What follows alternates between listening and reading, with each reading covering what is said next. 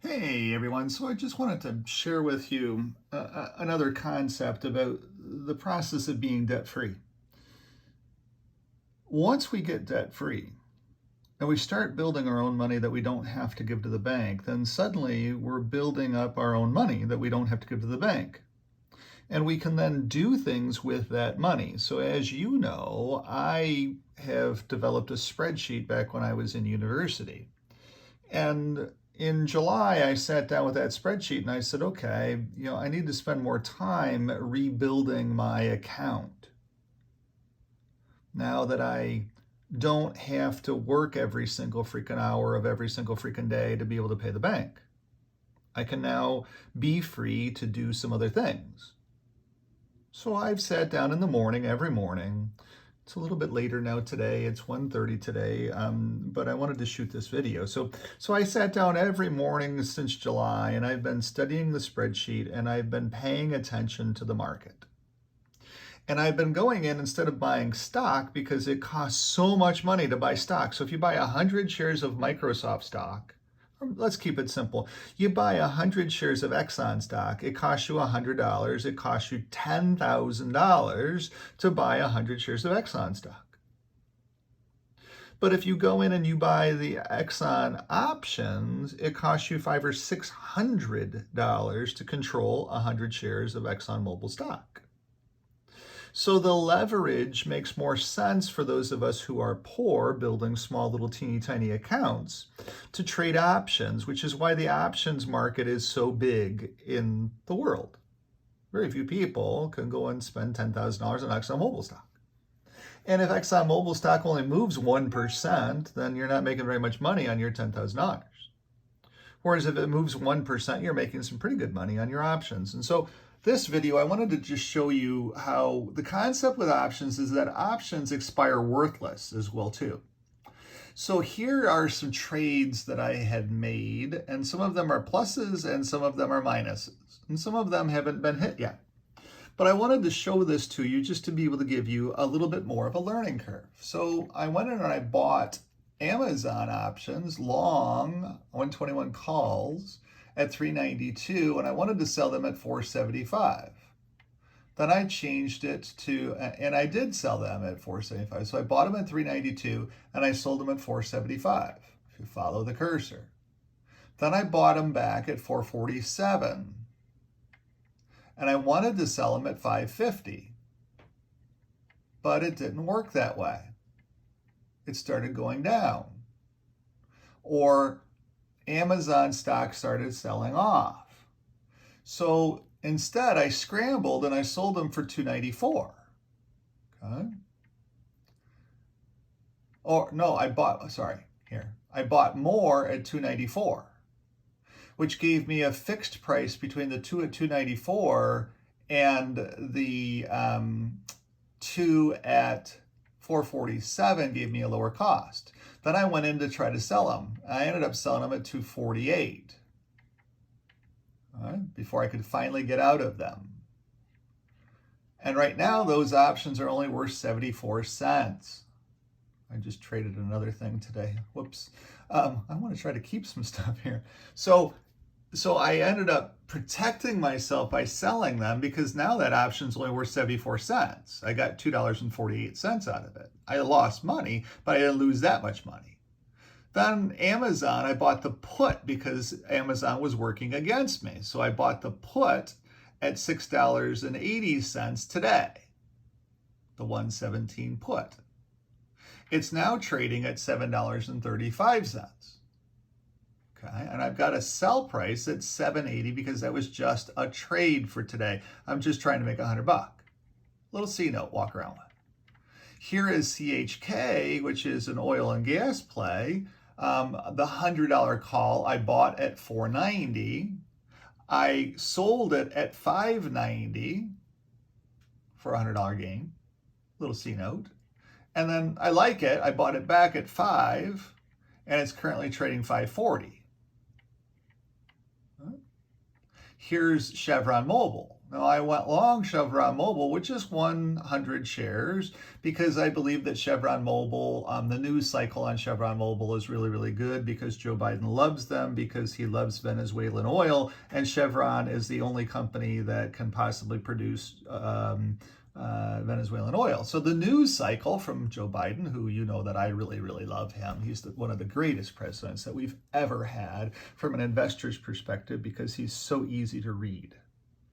And so at the end of the day, I went in and I bought a Chevron at 555. It's now worth 630.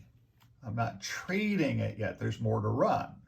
Then, as you know, technology or the market is selling off, and I believe the market retraces back to 28.8 now. So tech needed to be bought.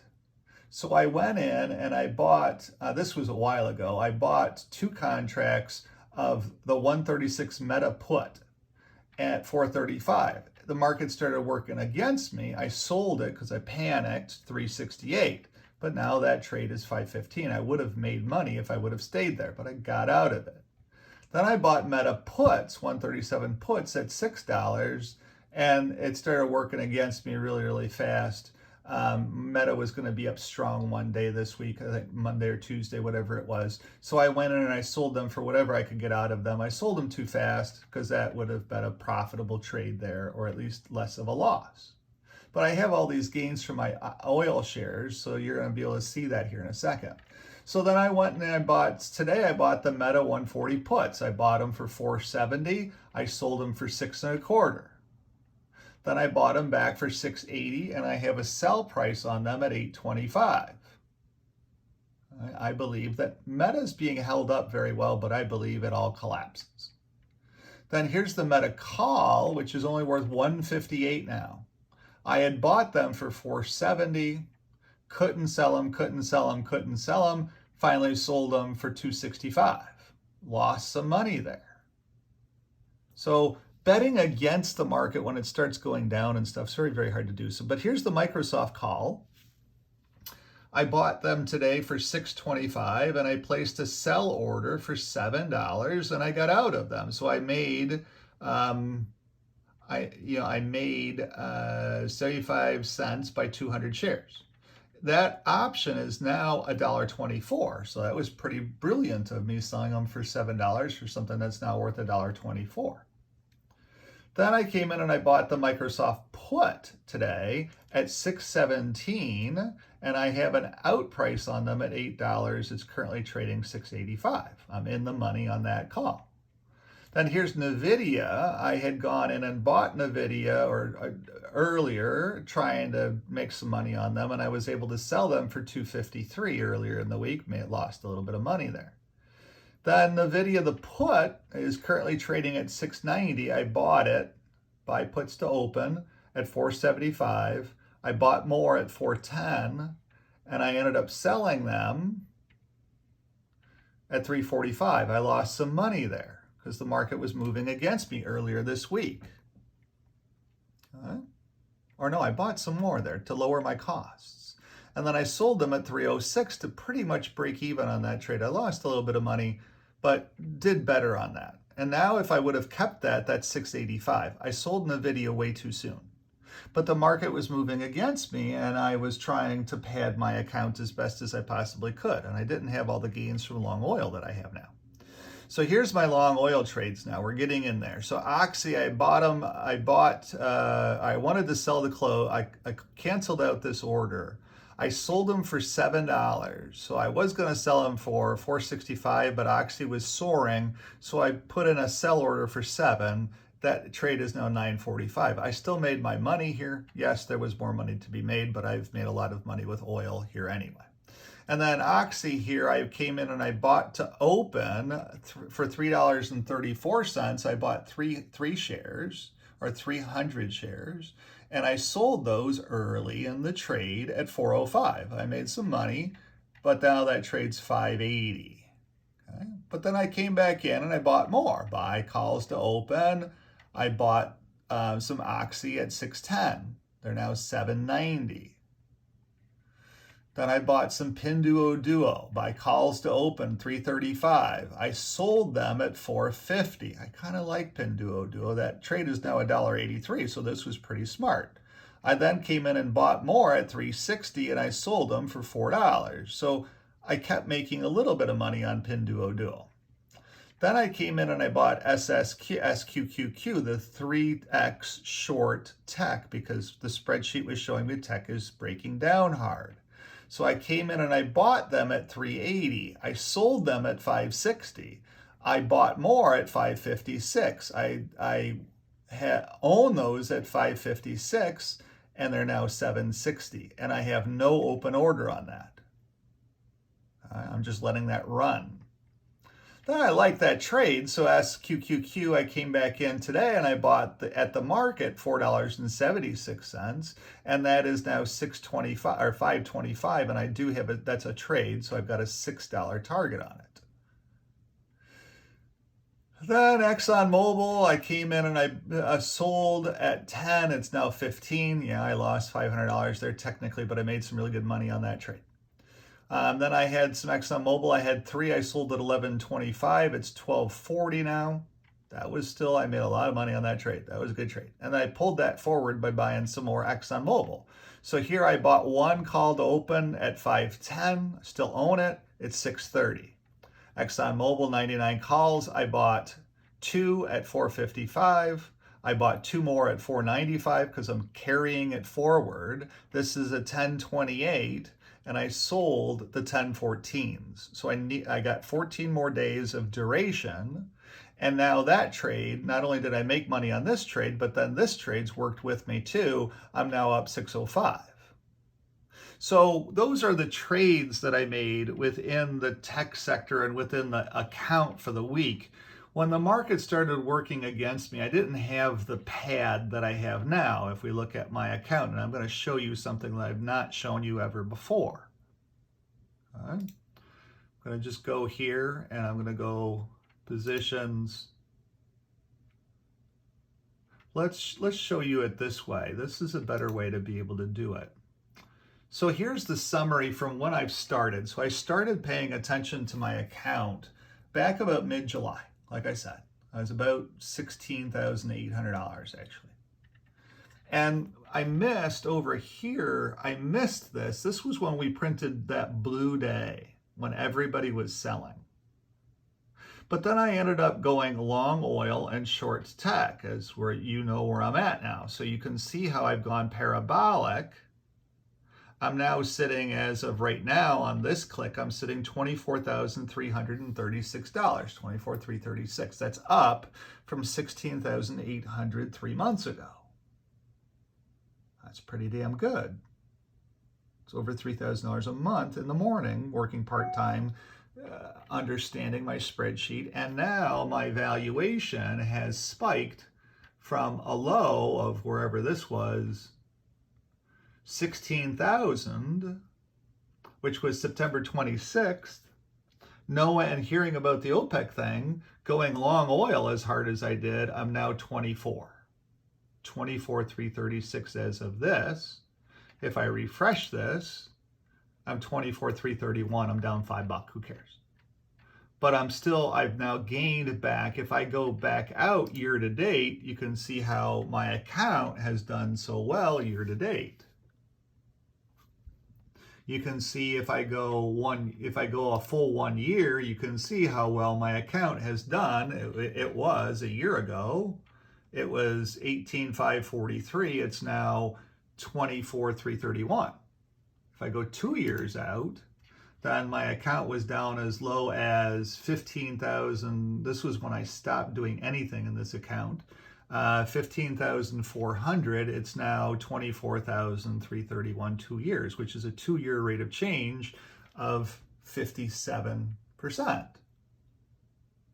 Okay, so yeah, I'm teaching myself to be a better investor building back my account for my retirement because at 59 and a half, this is my 401k over in the United States. So at 54 and a half or 59 and a half, I can start drawing money without any penalties from this account.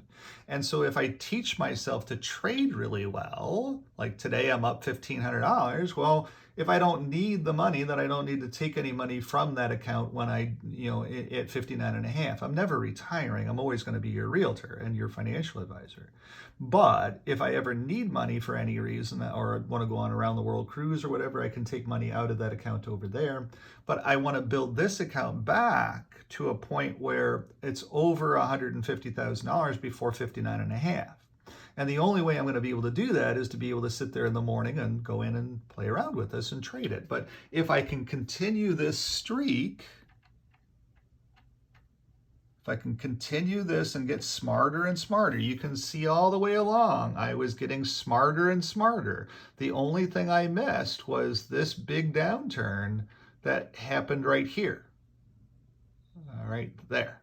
Sorry, September 12th, September 13th. In the spreadsheet. I should have gotten out, but then I might have missed that whole upturn in long oil. So at the end of the day, I'm in here learning. My learning, I feel like I've got an A+ from a learning perspective because I'm doing so freakingly well. And if I hit the refresh button again, this is always fun because you never know what's going to happen. Yep, I'm staying steady at 24,325. Which is above my projection for the month of October. The month of October, I only want to be 24.2. So I'm $125 above my projection, and I'm long oil, and I'm short tech, and that trade is working very, very well. It's gone parabolic, if you will, and it's nice to see my account going parabolic. Now, there's one last thing to share with you here. I'm going to log out of this. I'm going to come into the spreadsheet, and I want to show you one other thing that is exceptionally important. That's my Facebook channel. I do write about markets on Facebook. So here are the sectors. This is, and you're just going to, we're going to just scroll across, and I'm just going to show you all the negative, positive, negative. XLK has printed blue. Blue. It did that in September on the 13th. It printed there, 95.02, the second blue, 95.68. That's not good. And we've got blue, XLB, the materials, printed again on the 13th, printed again down here. Somebody's selling a hell of a lot of materials to make the sector turn blue.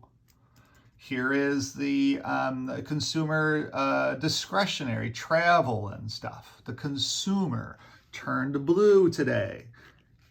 Last time we did that was the 13th. Here is communications. You know I'm not a huge fan of communications, but people are treating this as if it's a utility. People just aren't paying their cell phone bills. Again, it printed blue today, 696.82, which it hadn't done until the September 13th, 94.75. Here is the banks, just red. Here is healthcare, just red. Healthcare is holding up pretty well. And then here is the industrials, printed blue, 97.49. Now we'll see what happens with the industrials for the rest of the day because that's very close to a pivot point, but it did also break down, so it's not in a rally mode anymore. The market just hasn't adjusted the pricing points as of yet, and that's why I'm short. I'm short the market because of what the data sets are showing me. And we also printed a blue. The last time we printed a blue was back on the 13th of October or September. We printed another blue here. Not necessarily a good thing. And then we've also, if we look at the index, for the last 3 days, we've been red in the index. We've printed our first blue. If we go back to the 13th, before we sold off, you can see the same pattern set up. We sold 3 red days, a blue day in the middle, and then all hell broke loose to the downside, dropping from 32 down to 29. So now that we've printed another blue day here in this same pattern, We're 29. Where do we go? I think we retrace back to 28.5. And we do have that risk if we retrace back to 28.5 without any buying coming in, then we do have that risk of retracing all the way back down to pre-COVID lows, which would be very, very bad. But it's all in the cards. It's all playing out here on the spreadsheet. There's a lot of risks in this spreadsheet. I cover a little bit of that in my Facebook page. If you want to follow me on Facebook, you can always go and friend me there. I've got real estate stuff I got to get going on, and I've got to apologize for a viewer here too. And I'll get that done here now. So I'll go have some lunch and then come back in and go back to work. So, but that's what's going on. Now the trends here, let's speak of that too, because when I show people market things, they all get upset because, oh my gosh, things are going to be really, really bad. Should I be buying a house? And the answer is yes. Because a house is shelter from a storm. Every payment you make, you build equity in that house. What people don't understand about the city of Windsor is we're getting 35,000 freaking jobs. We're building a $5.8 billion battery plant that will employ a hell of a lot of people. We're building all of the supplier plants to be able to support that battery plant, which will employ a hell of a lot of people. Ford just announced that the Windsor engine plant is so successful and runs so strongly that they are going to bring a third shift in, and they're going to cut production from a different engine plant and move it all here to Windsor. Now, everybody says, well, everybody's moving towards battery technology. That's just bullshit.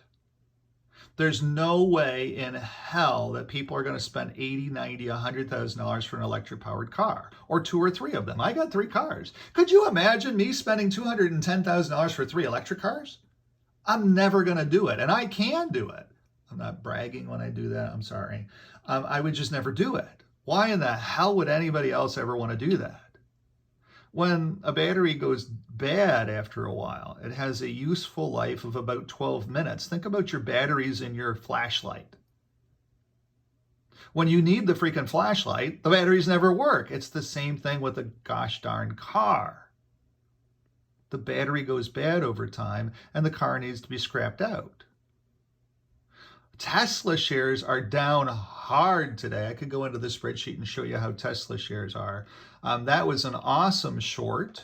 They're down hard today, and they're probably going down to about $60 a share in my view, because that's about all that they're really technically worth. The concept that we've been propping this stuff up, and the concept that, we're talking about, oh, how great electrification actually is, hybrid technology, the Toyota technology, the Ford technology with a gas-powered engine and hybrid technology is the smartest way to do anything. But we're going to screw it all up because, in California, they want to plug you into the grid, and the grid can't even support it. So how in the heck are we going to be able to do that? There's just no way.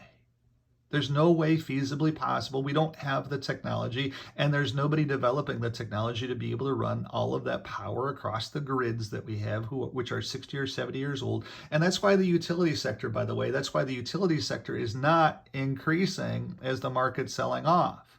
They're not putting any money towards the utility grid. And the reason for that is because it's going to cost billions of dollars to upgrade the utility grid to technologies that we don't even have yet.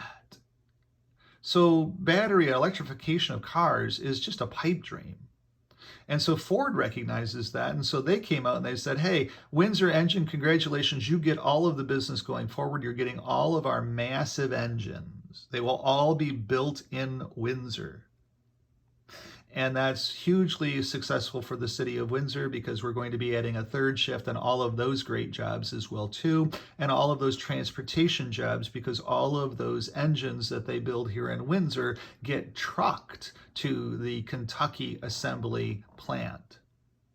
So trucking jobs from Windsor to Kentucky will continue for many, many years, and those are really good jobs because they are an even load. They are engines down and racks back. Phenomenal business for trucking companies here in the city of Windsor. That's why so many truckers are moving here. It's all great business.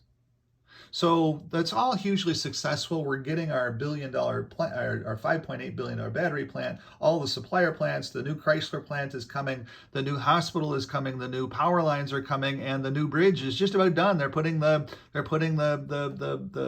runners up there that you drive on top of right now. And all of those jobs, over 30,150 new jobs coming to the city of Windsor in the next 2 years. The Ford jobs, by the way, are here in November, starting in November. 155 people going to work for great paying Ford jobs. And so our market here, what nobody understands is we don't have houses here. We never built houses back in 2020. Or, I'm sorry, we never built houses back in 2010.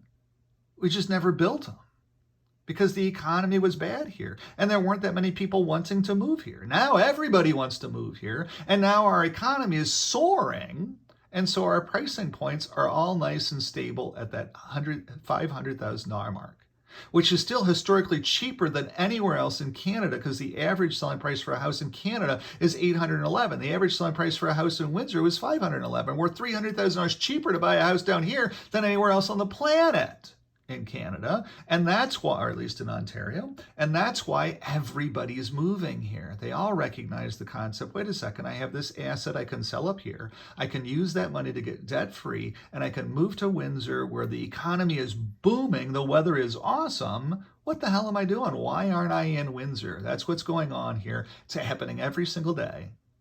And I knew that 25 years ago when I moved here, but I've seen it happen myself, and now I'm on the cusp of that because I'm helping people to do the same thing.